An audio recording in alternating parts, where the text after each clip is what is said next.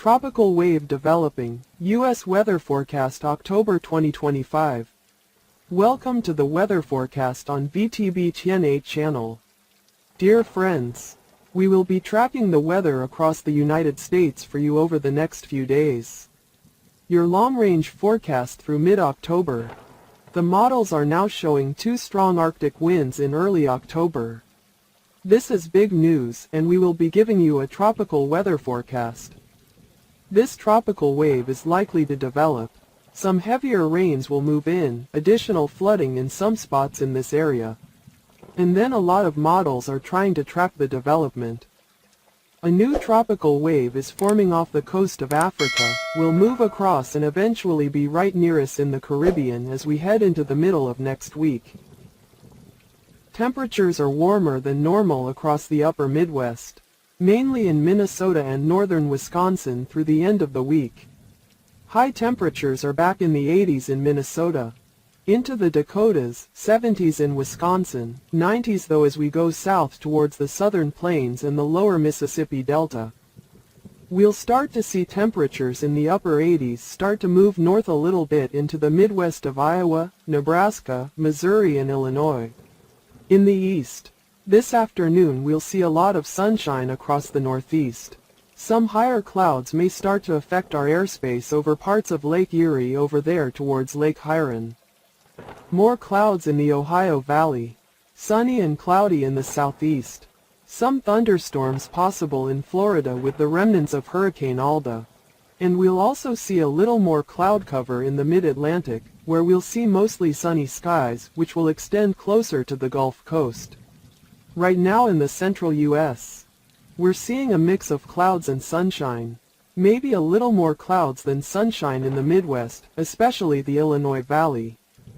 There could be some showers or drizzle as we head into the early afternoon, trying to get on the west side of the cloud layer, towards the Sioux Falls area. Chicago, Milwaukee, Madison, even Iowa City. We'll start to see mostly sunny skies as we head into Thursday afternoon as the cloud layer moves east. Lots of clouds in the Pacific Northwest leading to some showers and thunderstorms here. Over the next few hours, it'll be scattered across Washington State, Oregon, Northern California. A few showers will move into central and northern Idaho. A few showers will also move into western Montana.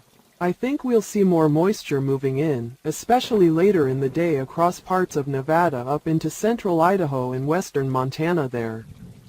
The heaviest rain will occur across the Pacific Northwest here, towards the Dakotas and the Black Hills areas here in the Dakotas, where we could see 2.5 to 5 centimeters of rain spreading into southern Manitoba and western and central Ontario, Canada, and then as we get into Friday, we'll see temperatures in the 90s in places like Des Moines, Omaha, Chicago, even as far north as the Minneapolis Twin Cities area.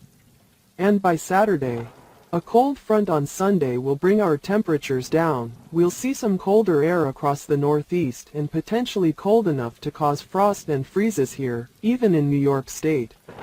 So, a warm start to the weekend promises a warm end to the weekend in the afternoon. In terms of precipitation, it's a little drier trend in brown across the eastern United States. A small trough of low pressure is moving into California and the Sacramento Valley in the southwest. That's going to give us a little bit of a cooler temperature trend. The most above normal temperatures, we're going to be right under that ridge of high pressure. Think of it as sinking air and you're going to have a lot of sunshine. So from Texas all the way down to the middle Mississippi Valley, west of the Ohio Valley, we could see temperatures 10, 15, even 20 degrees above normal next week. However, it's going to be a little bit wetter in the central plains up into the upper Midwest as a front moves through. And that could certainly give us some much-needed moisture as we head into next week. A system in the eastern Pacific that will bring a waterspout of moisture up the central plains and into the Midwest. The Ohio Valley will experience it next weekend, which is not to be missed because we have a lot of deep tropical moisture in the eastern Pacific in an inversion system. It could definitely bring a few inches of rain to the Missouri Ozarks and the Illinois Valley. And then you could even see here in the Ohio Valley, a good portion of it. It looks like another strong cold front will come through around the third week of October, just a little after mid-month. That could bring us some cooler air and also some more chances for rain. Although a little further east, into the Ohio Valley or the eastern belt up into the northeast, and even some parts of the southeast, where we're going to be dry, will likely be behind that cold air. Pushing into the plains and the western third of the United States between October 12th and 20th. And we've seen 2/3 of the month warmer in this region. But it's been cooler than normal enough that we're still holding on to some of those cool temperatures. Particularly in the southeast corner of the country. And it's even more impressive for the Ohio Valley, the Great Lakes, the Mid-Atlantic and the Northeast, that we're still holding on to near normal conditions in terms of how warm we've been for much of the month. And this afternoon and this evening, what we're seeing in terms of storms is primarily in the northwest corner of the country, where we're seeing shower activity. There are a few scattered spots, maybe isolated showers across the country, but really dry conditions unless you're in much of the northwest corner of the country. We'll see a little more shower activity in the south and southeast. But it's still scattered and isolated. So as we get closer to Friday, October 3rd, the situation really hasn't changed. Florida is getting a little bit more saturated with thunderstorm activity and showers. That precipitation is moving further south, towards the southwest, involving central California, Nevada and parts of Utah, but Idaho, Montana, Wyoming and Oregon are still getting rain here. As we continue to move towards Saturday, October 4th, again, shower and thunderstorm activity is still going on around the same areas in the southeast. We have a stronger low that's building up over eastern Colorado, which is really helping to bring this deep cold air down into the Rocky Mountains and really pushing warmer air into the upper Midwest and the northern plains to the east of it. It's interesting. We've got a lot of rain again in the northwest, the Rocky Mountains up into the north-central states, but we're seeing snow in some of the mountain ranges across states like Montana, Idaho, Wyoming, Colorado and Utah there, as well as possibly New Mexico. But this is where we start talking about things like that on Sunday, October 5th. We have a 996 storm in south-central Canada. Now, it's moving between the Great Lakes and Hudson Bay. This is bringing a little bit of cold air with it. Obviously, a distinct warm front is moving east. And we're still seeing thunderstorm activity in the southeast. The eastern front is dominant. Warmer air is going to be pushed north into this eastern area. However, we do see warmer air building up on the west coast, and that colder air is pushing south and east behind this cold front. Of course, on Monday, this is going to be a little bit more of a cold front that's higher in precipitation, where we can really see where it's positioned right there, bringing showers and thunderstorms to some of the plains and particularly the Midwest here. On Tuesday, October 7th here again, the frontal boundary is set up somewhere along the plains, the Midwest, the Great Lakes. Thursday, October 9th, we see a trough of low pressure moving out very, very quickly. We're going to have some showers in the Midwest and the Southeast, as well as parts of the 4 southern states. We see another low trying to converge in the Northwest. Cool temperatures are going to come back into the area and enough to cause snow in the mountains of Washington, Oregon, maybe Oregon, in the very high elevations. Idaho and Montana there. We're seeing a lot of dark clouds. Looking at the overall precipitation, we're looking at the western and central states, especially the north-central states in general.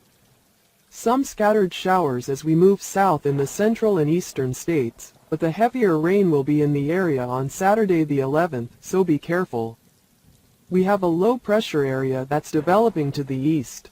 We'll have showers, maybe even thunderstorms in some areas of the Midwest and Ohio Valley on Saturday the 11th. As we continue to move towards Sunday the 12th, we can see the low pressure between Hudson Bay and the Great Lakes getting really strong. Bringing heavy rain to various areas across Canada. the Great Lakes, the Ohio Valley and the Mid-Atlantic in the United States. Really impactful on Sunday the 12th. In addition, the far south, where they really need the rain, is getting some rain, and this creates an imbalance that allows this cold air to really push into the central and eastern states. We're seeing on Tuesday really cool temperatures compared to normal, especially across the Great Lakes, the Northeast, and the Mid-Atlantic here. And here's what's going on with Alda. This is Bermuda. It's finally moving away. Dangerously rough seas today and some gusty winds, but it's slowly fading away. With that, the tail end of it left a little bit of moisture around parts of the Bahamas and Florida right here. We're offshore now. This is the Caribbean. Trinidad, Barbados, Dominica, Antigua, Barbuda. There's a very weak tropical wave here, but there's a new tropical wave coming in tomorrow. I still expect it to have the potential to bring a lot of rain to parts of the Caribbean. Also, what's going on over the water here has cooled off a little bit after Umberto and Alda, but overall you can see it's very warm, especially in the Caribbean, especially in the Gulf. So, one area is tracking near the Bahamas, Florida and the northern Gulf, and then a second area is going to be off the coast of Africa. Now, this is on Sunday. The American or European model is starting to see this strong tropical wave right near Cabo Verde. And it's hinting at the possibility, a low possibility, but the potential for a small development near the Bahamas and Florida later this week. It could move north or it could bring a lot of rain back to the northern target. So we're on the Caribbean coast of Africa. A new tropical wave is coming in. And then we're looking at this spot, Bermuda right here. So Alda is moving east and hitting the North Atlantic, losing its tropical characteristics. We're looking at the tropical wave there, it's coming off the coast of Africa. Then on Monday, it shows a heavy rain area, which is typically associated with a strong tropical wave in the central Atlantic. That storm will move west. And then it gets a little more aggressive with some of the developments that are trying to develop into a tropical depression, possibly a tropical storm as it approaches us in the Caribbean. But then on Thursday, the U.S. model is trying to show a system developing. So even if it doesn't develop, the potential for heavy rain is still a possibility. Look here. This is what's left of Alda late today that's being caught up in a front. This is the moisture that we're tracking here in a new system that's trying to pull into the Pacific Northwest toward British Columbia. And as we head toward Newfoundland in the Avalon Peninsula, most of the action will be to the east. And you see that here with the winds right now at about 85 miles per hour. But it's losing its tropical characteristics and then it's going to be plowing into the North Atlantic as we head into next weekend. The seas are still very turbulent. Of course, Hurricane Alda is going to be very rough. Also watching that area, to see if there's any developments that could actually intensify the seesaw towards Louisiana, Mississippi and Alabama. The Florida Panhandle, rougher seas. But you see, the waves from Alda Umberto just keep moving towards the Caribbeans. Those Atlantic passages are very rough and as soon as it tries to calm down, we have a new tropical wave that's getting closer. Now, here's a look at the Bahamas, Florida, the northern Gulf. Lots of rain, but at the very least, this is going to bring a lot of rain toward a lot of places from Louisiana. Potentially even toward the coastal Carolinas. But even heavier rain, Freeport, New Providence, where we've just had some flooding back toward the northern Bahamas.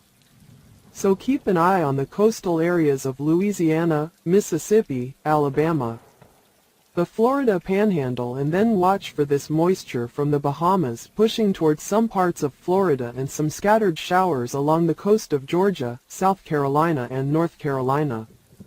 But this is going to be an overall area that needs to be watched for flooding. This is very careful.